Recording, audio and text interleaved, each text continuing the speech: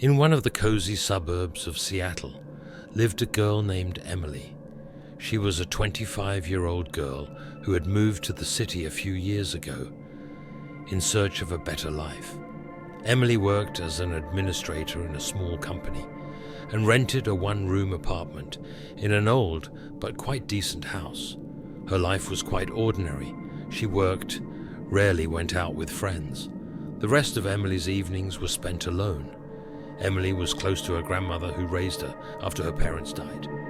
Grandma Virginia was a kind, wise, and incredibly loving woman.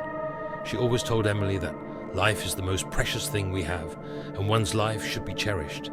When Grandma Virginia passed away, Emily felt lost, but the memory of her grandmother was always in her heart. One evening, Emily came home after a long day at work.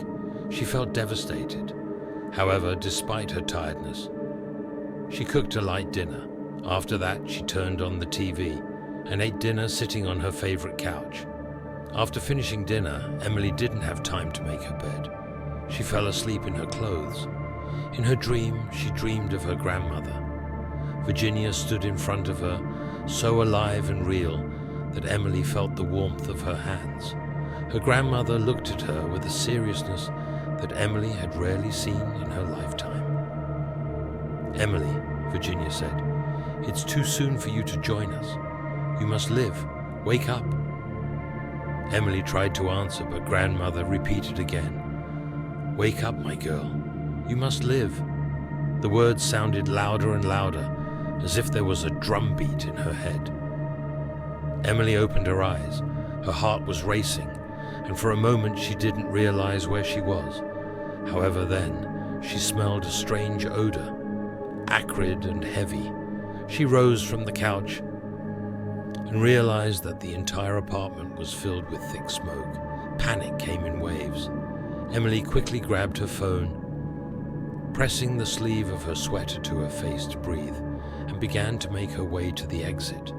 When she reached the landing, she noticed smoke coming from the apartment across the hall. Emily ran outside and dialed 911. Outside, the cold night air enveloped her, and only then did she feel her hands shaking violently. Neighbors had already started to leave the house, and the sirens of fire trucks were wailing in the distance.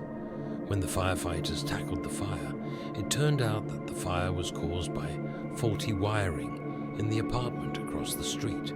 The fire had not had time to reach Emily's apartment, but the smoke could have become deadly if she had stayed inside a little longer. That night, Emily stood in front of the windows of her apartment. She watched the firefighters put out the fire and couldn't stop thinking about her dream. Her grandmother, Virginia, had somehow kept Emily from being killed. If it hadn't been for her grandmother's words in her dream, Emily might never have woken up. The next day, she went to church to light a candle in memory of her grandmother and to thank her for saving her. She also decided that she would never put important things on hold again. Emily got busy looking for a new job and a new apartment. A few months passed and Emily's life really started to change. She got a new, more interesting job.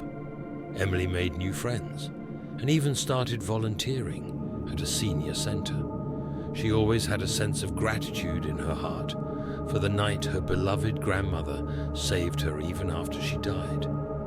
This story was a reminder to Emily that love and caring don't fade, even when the person is no longer around. Grandma Virginia was right. Life is the most precious thing we have and should be cherished.